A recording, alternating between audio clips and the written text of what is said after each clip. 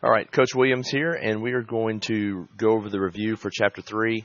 This is over the inverse functions. We've done most of this review in class, but we've got a few students that have been out, and so we wanted to make sure and finish up the review for those that were out and did not get to see the last few problems worked.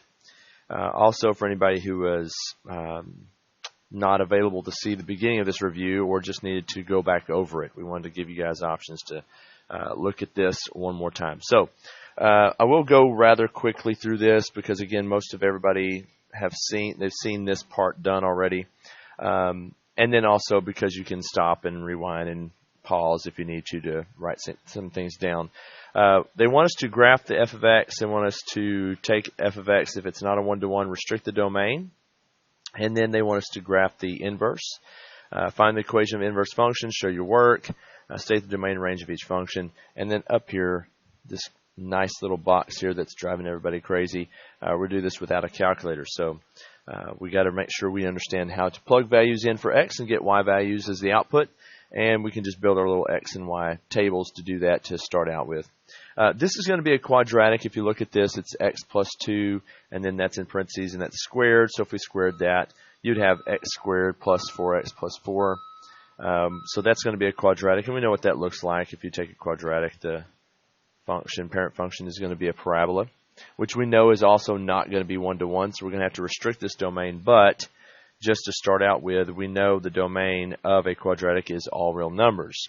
Again, we'll restrict that in just a second. The range is something that we'll have to look at here as we move along, and if you're unsure about how to find the range just algebraically, we can definitely graph it first and then determine what those ranges are, the range value should be.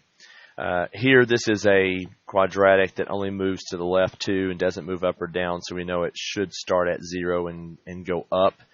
So this should be y is greater than or equal to 0. And again, we'll show that graphically in just a second. Now, to graph this, we know it's going to be to the left 2 because x always lies, and we've added 2, so we're going to subtract 2. So we're going to start at that 2. If you put in a negative 2 here, that would give us a 0 for the output. So if we want to go ahead and start a little x, y table of values for some coordinates, we know if we put a negative 2 in there, we get 0.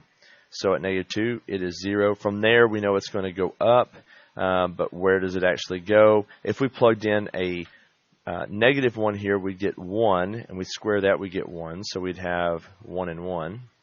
If we had a 0 in here, we'd have 2. If we squared that, we get 4. So if we plug in a 2, we get 4.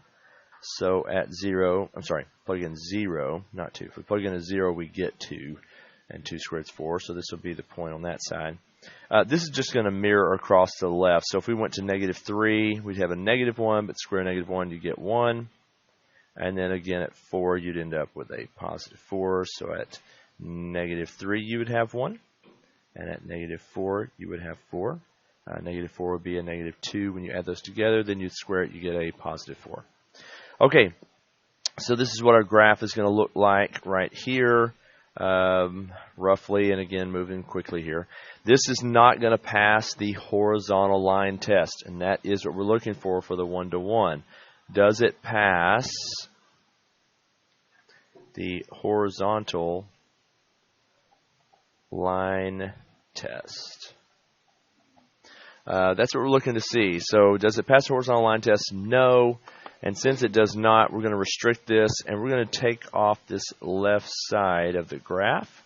And so we're going to start here and go to the right. So our restriction on all real numbers on the domain now is going to be x has got to be greater than or equal to the negative 2. So that's our restriction so that we can make this a one-to-one function. At this point, I could just flip-flop all my numbers here and, start graphing them, but I need to make sure that I stay within this new range and domain. The new range and domain will be, or domain and range will be this. Still starting with x and still have y. But y, this is the part, and this is the part that will swap down here. So we're going to swap. The negative 2 is going to be the y value. And the 0 will go to the x value there for the domain and range, because we're going to flip-flop the domain and range.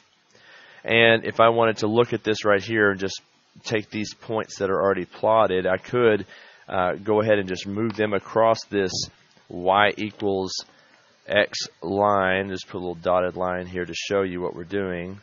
But this y equals x line is going to be our line of symmetry or reflection. We're going to reflect this across. And so the new function, or the inverse function, is going to be, instead of negative 2 and 0, we're going to go 0, negative 2. Instead of negative 1, 1, we're going to go 1, negative 1, just flipping our values for x and y. And instead of 0 and 4, we're going to go 4 and 0. And so you'll see this is the new graph going out this way. And again, if you turn this, you could see how this is just a mirror or reflection across the y equals x line. Okay? Again, this is the y equals x line right there. Okay, so that takes care of the graphing, the switching of the domain and range, finding our values, but we need the inverse function itself.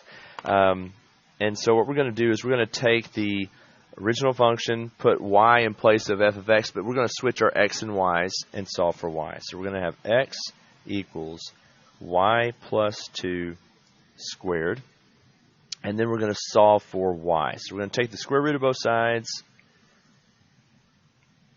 and then we're going to subtract our 2, and I'm going to flip this around here. Square root of x minus 2, again, equal sign, we can just mirror that across. So we just flip that to where we put y on the left. So this will be our function, or the inverse function of f of x, and that should complete this part of number 1.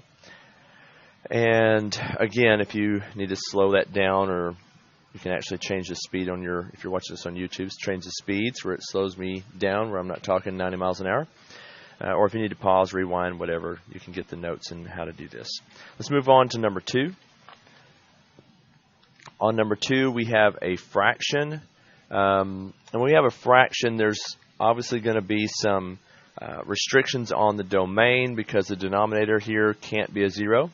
And then anytime we have this fraction, we also are going to talk about the restrictions on the y, the range, which we'll use our little shortcut of Bobo, Batu, and Betsy. We'll talk about that in just a second. But starting out, we know the domain cannot, this denominator cannot be a 0, so we can go over here to the left side. We can say that 3 plus x cannot equal 0. So move the 3 across. We're going to have x cannot equal negative 3. Because if we made that negative 3, then that would be a 0, so that can't happen. So in our domain, it cannot be equal to negative 3. For the range, we're going to use Bobo, Batu, and Betsy. Bigger on bottom, bigger on top, or bottom equals the top. In this case, and that's referring to the exponents of the highest degree variable term there, the x term. In this case, the bottom equals the top. And so we're going to take the C coefficients of those two. And the coefficient of the top is negative 1. The coefficient of the bottom is a 1. And so it's 1, or negative 1 I mean here. So y cannot equal a negative 1. So there's going to be a horizontal asymptote at negative 1. There'll be a vertical asymptote at x equals negative 3. This graph doesn't allow us to really show you everything on the graph, but we're going to give you a pretty good idea of what it's going to look like. Again, there's my vertical asymptote at negative 3. My horizontal asymptote will be at negative 1. Okay. If I go ahead and start, putting some points in here, creating a table here of x and y values, I can't be this negative 3, so I'm going to go to the right side a couple of points, or a couple of x values, and see if I can grab some points to see where this is going to lie, which quadrant this is going to be in. And so I'm just going to start with a negative 2. And at negative 2, if I plug a negative 2 into this equation or this function, negative 2 will give me a positive 4 on the top. It'll give me a positive 1 on the bottom, so 4 over 1 would just be 4. I'm going to go ahead and find a few of these, and then we'll put them all on the graph. If I go to negative 1, so negative 1 just goes another value over to the right side. Negative 1 would give me a positive 3 on the top, and it would give me a 2 on the bottom, so we'd have 3 over 2. 0. 0 is just going to give me the 2 over 3. If I go to the left side now I've gone 3 points over here. If I go to the left side here, we could say, okay, let's go with negative 3. Negative 3 will give me a negative 5 on the top. I'm sorry, positive 5 on the top. Is that right? Did we do this right? I can't do negative 3. Negative 4, that's what I meant. Negative 4. We got to go to the other side of negative 3 because 3 doesn't work. Negative 4. And so that's going to be a positive 6 on the top. But on the bottom, it's going to give me a negative 1. So 6 over negative 1 gives me a negative 6. Then if I go negative 5, again, we're probably not going to be able to graph all this exactly, but we'll give you an idea here in just a second. Negative 5 gives you a positive 7 on the top and a negative 2. So 7 divided by negative 2 will give me a negative 3 1/2. Or 3.5, however you want to write that, fraction or decimal. So let's plot some of these points. Negative 2, we're going to be at 4. At negative 1, we're going to be at 3/2, which is 1 1/2. So at negative 1, we'll be at 1 1/2. At 0, we're at 2/3. Okay, so we know this is going to look something like this right here. Again, approaching those asymptotes, but never actually touching them. And then on the bottom side, we're going to be negative 4, negative 6, which is going to be way down here somewhere. And then negative 5, 3 1/2, which is going to be right in here somewhere. And just to give you an idea what this graph is going to look like, it's going to be something like this right here. So we're going to have that going around there. Can't complete that because everything is in the way, but that's the idea of what it's going to be. All right, so we've got that graphed. And we did that without a calculator. We just plugged in some values and got some output values, x, m, y out. And that allowed us to plot some points and give us an idea of what the graph looks like. Now, we need to know what the domain and range is here. We could obviously just flip those. It's real simple. So on the inverse, x and y, well, x cannot be a negative 1, and y cannot be a negative 3. You're going to switch these values here. And so on the new graph, now instead of x being at negative 3, x is going to be at negative 1. And that makes sense because obviously we're just flipping these values around. And then at negative 3, we have the horizontal asymptote because y cannot be a negative 3. Okay, let's do the algebra to arrive at the inverse of this function. So we're going to have 2 minus y over 3 plus y, and that's all equal to x, and we're going to solve for y. All right, so anytime we have a fraction and we've got an equal sign in between that and something else over here, we can always just put that over 1, cross multiply, or just simply multiply by 3 plus y on both sides. Same concept. So multiplying the x times this, we're going to end up with 3x plus xy. On the other side, 2 minus y times 1 is just going to remain 2 minus y. And then we need to factor out we need to move the 3x across, move the negative y across. That's going to change that to positive, change that to negative. So we'll end up with x, y, plus y equals 2 minus 3x. Okay, 2 minus 3x. And so we're going to factor a y out. That'll give us x plus 1. And then we're just going to simply divide out the x plus 1 on the left and on the right. So our new function is going to be this. Our inverse function is going to be this. So we're going to put in here 2 minus 3x all over x plus 1. And again, we can graph this, and just for sake of time, all you need to do is just take some of these points in here and flip-flop them, and you're going to end up again with a graph that's going to look something like this. I'm not going to be exact here. I'll give you the liberty to go ahead and draw this back out, plotting your new points, but you're going to have the graph doing this right here, which is essentially just flipping over the y equals x line in those same quadrants of your divisions set up by your horizontal and vertical asymptotes. Okay, let's move on to number 4. We're not going to do the Number 3, which has the E in it. Right now we're going to skip that one for this review. And we're going to go on to number 4. And number 4 is a little more involved because it has a little bit more involved. We're going to look at this and determine this is going to be a linear, but this absolute value always tells us that our linear is going to be something like this in most cases, but this one has a negative leading term, so it's actually going to take that and flip it over and be this. So this is what we're going to look at. We're going to look at this right here as being our graph. Anytime you have a absolute value, if you set what's inside the absolute value to 0, find out what makes that a 0, then that x value will determine where your vertex is going to happen. So to set this equal to 0, we know that that would just be a positive 2. And so at positive 2, and we'll do this right here, at positive 2, we'll put it in the middle. At positive 2, you're going to see your vertex. Now, what is the value at positive 2? Well, put a 2 in, that makes this 0, makes this all 0, so you just end up with a 4. At 2, 4, that is your vertex of this V, I guess you could say, if you want to. 2, 4, so we're going to have a vertex right there. And then we know it's negative, so it's going to go down to the left and to the right.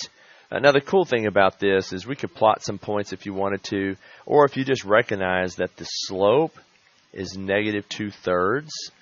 Well, on the right side of this vertex, you're going to have the traditional characteristics of your graph. On the left side, where things went to the negative side, well, then they become flipped, right? It changes direction. So on the right side, we could say, well, we're going to go down 2 and over 3. That's the slope. So from this point, I could just go down 2 over 3, down 2 over 3, and there's 2 points to the right. Now remember, to the left side, instead of continuing in this direction, our slope changes directions because, in a sense, this is being flipped. The sign is being changed because of the absolute value. And so on this side, I just need to go in a positive 2 over 3 direction, basically. So I'm going to go down 2 and left, down 2 and left 3, and then I've got my graph here that I can draw of that function.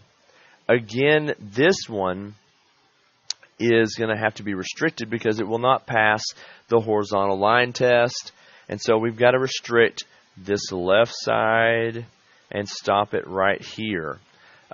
This would have been all real numbers, but we can't do that because it's not 1-to-1, so we can't do all real numbers. We'll have to go from 2 to infinity, or you could just say x greater than or equal to 2. Okay? The range on this right here is going to be what? From negative infinity to 4, or you could just say, well, let's go y less than or equal to 4. All right? Again, when you flip this over and you go to your inverse, your domain and your range are still x and y, but these are what's going to change. So we're going to have x less than or equal to 4, y greater than or equal to 2. Also, if you wanted to go ahead and graph this, and then we'll find the inverse function, take this point here, which is at 2 and 4, and now let's flip it and go 4, 2. Just switch your x and y values. And then if I want to go to this one, which is 5, 2, well, then we'll go 2 and 5. If I wanted to go to this one, which was at 8 and 0, then I'll go 0 and 8, and there's another point there. And so you can see this is going off in this direction, where the first one was going to continue on in that direction. Again, this is still reflecting across that y equals x line. If you were to take this and look at it, they're just a reflection across this y equals x line. Okay, let's find the inverse function algebraically, and we'll be done with problem 4. So we know we're going to have x is equal to a negative 2/3 absolute value of y minus 2 plus 4. Squeeze that in there. Okay, anytime you're solving, you do PEMDAS backwards. We always kind of just, as a fun way to say it, we go with SAD MEP. Because you're going to do your addition and subtraction first, then your multiplication division, then you're going to work with parentheses or exponents in parentheses. So in this case, we need to get the 4 across the other side, so that's going to make it x minus 4 equals negative 2/3, absolute value of y minus 2. Then I need to get rid of the multiplication part here, which is negative 2/3. I need to multiply that by its reciprocal. Same sign, but multiplied by the reciprocal on both sides. So I'm going to multiply this by 3/2. My 3/2 negative will cancel on the right side. If I multiply this in, I'm going to end up with a negative 3/2 x. Negative 3 times negative 4 is negative 12, but divided by 2, negative 3 times negative 4 is a positive 12. Divided by the 2 will be a positive 6. At this point, we'll drop the absolute value signs, and we'll have y minus 2. We'll move the 2 across to the other side, and so y will equal negative 3/2 x plus 8. So that is our inverse function, negative 3/2 x plus 8. And we're done with problem 4. We've answered everything that is needed here. So let's go now to the last 2 problems on the review, which is just verifying algebraically whether functions are inverses of each other. So let's look at number 5. That's the first one here. And on number 5, again, when we're verifying algebraically, what we're really trying to determine is, does f of g of x, the composite function there, does that equal x? And does g of f of x equal x? And if so, then they are inverses. If both of these check off, then they are inverses of each other. If one fails, then the whole process fails, and so they're not inverses of each other. Let's look at the first one. The first one, f of g of x. F of g of x says that, well, everywhere that I see an x in the f function, I'm going to put g of x inside there. So we have this scenario. 2 times something over something plus 3. The something is going to be g of x. So we're going to put that inside. All right. At this point, we're going to just do algebra. And we're going to multiply the 2 into this, which is only going to multiply the 2 into the top. Excuse me. It's only going to multiply the 2 into the top because this is, in essence, just 2 over 1. So 2 times the top would give me a 6x over 2 minus x. All of that is still over this bottom part. The bottom part, we need a common denominator to add these together. So we'll put this over 1, and then we're going to multiply it times 2 minus x over 2 minus x. Okay? That gives us that common denominator of 2 minus x. Now, I'm going to do this all in one step. We've done this in class several times for examples, but we're going to have 3x, and then I'm going to add to that, just adding across the top because I'll have the same denominator. I'll add to that 3 times the 2, which will give me a 6, and then 3 times negative x, which will give me negative 3x. That is all over this common denominator of 2 minus x. And we came up with a cool little term here. When we see this is a neat little rule here that we have the same denominator in fractions over fractions. They both have the same denominator. We're going to go fruit ninja on this guy, and we're going to wipe out both of the denominators because they are the same. We can also get rid of the 3x and the 3x because they will go away, which will result in 6x all over 6. We have that left and that left. And obviously our 6's cancel, and we end up with x. So for the first one, we do get x. Now we need to look at the second one. So we're going to go g of f of x.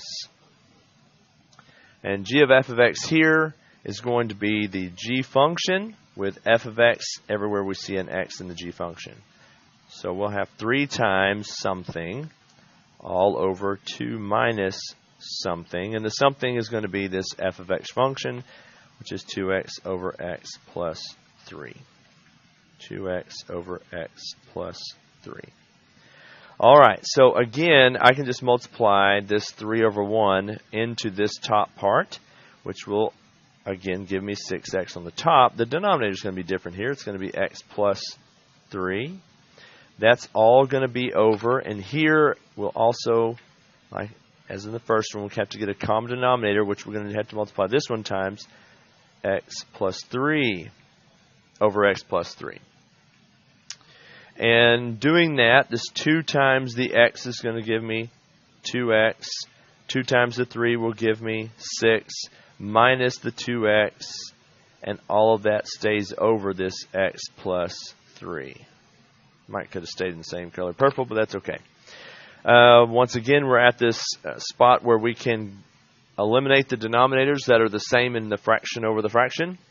And we can eliminate 2x and 2x because they will go away. I'm going to end up with the same 6x over 6. And those 6's cancel.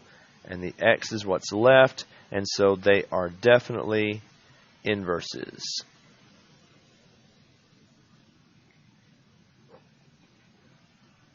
They're definitely inverses of each other because f of g of x ended up being x and g of f of x ended up being x. All right, going to the last problem here. The last problem we have, I'm going to just cover up this bottom part. On the last problem we have, again, we're going to determine whether these are inverses of each other. And so we're going to look at f of g of x. And so we'll have the square root of x plus 3. Inside there, we're going to put this g of x. So it's going to be x squared plus 3. I can remove the parentheses here because everything's positive. Nothing's being squared or it's not raised to any kind of power here. So this is going to be the square root of x squared plus 6. This is not going to simplify down to or become x. This does not equal x. So this is not, they're not inverses of each other. We'll just put it that way. They're not inverses. Since this does not equal x. There's no way that will become an x. So this one is not inverses. I don't even have to do the other one because one fails. The whole process fails. So they're not going to be inverses. Okay, things to remember. What kind of functions will be one-to-one? Are even functions one-to-one? Are odd functions one-to-one? Are all odd functions one-to-one or just some of them? You need to be able to solve some problems that have, let's just say you've got 6 to the negative 1 power x squared, y to the third, z to the negative 2, and all over, let's go with 2 to the negative 2, and maybe you have x to the negative 1, and you have y squared, and you have z to the negative 1. And maybe the whole thing is raised to the negative 2 power. I know this looks crazy, and I probably went overboard with my variables and powers, but this is just simply your powers rules, knowing what to do with powers, powers raised to powers. We can simplify this inside rather quickly. Anything that's negative is going to flip position. It's going to go from bottom to top, top to bottom. So we know that 2 will go on top, and it's going to be squared. So that'll be a 4. 6 is going to go on the bottom, so we'll have 4 over 6. That takes care of these first 2 terms. X squared over x to the negative 1. Well, the x to the negative 1 is going to go to the top, and it'll add to the 2 that's already there. So this will be x cubed when I move that to the top, right? So it takes care of those 2. There's 3 y's on top and 2 y's on the bottom. So 2 of the ones on the top will cancel. Leaves me with just a y on the top. Takes care of my y terms. This one's going to go to the top. 2 is going to go to the bottom. But in all reality, one of those is going to cancel on the bottom. So you just end up with a z on the bottom. Now that whole thing that we simplified, the inside is being raised to the negative 2 power, which means we take negative 2 and we multiply it times every power that the term or variable are raised to already, which in this case is just a 1, and that's a 1, that's a 1, that's a 1. So we'll have 4 to the negative 2. We'll have x to the negative 6. We'll have y to the negative 2. We'll have 6 to the negative 2. And then we'll have z to the negative 2. And then again, we're going to have to put things where they need to be. So we're going to have to flip things over. Again, this 6 to the negative 2 is going to go back to the top, and it's going to be squared, so that makes 36. 4 is going to be squared, but it's going to be on the bottom. It's going to make 16. X to the 6, z to the squared, or z to the second power, and then y is going to go to the bottom. It'll be squared. So you have this, and then obviously you can reduce this 36 over 16. If we took both of those and divide them by 4, you would be able to reduce this down to 9 over 4, and then just bring your variables in. And I came up with that on the fly, so hopefully that's correct. But anyway, there's a problem that's going to be on your test. That'll be something like this, maybe not quite as involved, but just know your power rules. Okay, there will be a few of the ones that we worked in the beginning of the review that have the graphs, the domains, the range, inverses. There'll be some true-false about inverses. There'll be some multiple choices that you'll need to figure. This will be a non-calculator test. So be sure that you are studying and that you know how to work your little XY table to find your points. And you know a little bit about your graphs and what they should look like so that you can verify whenever you do graph it that it does look with the parent function or what it should be. All right, guys, study well. Hope to see you guys tomorrow, ready to rock and roll and ready to ace this test. And y'all have a great day.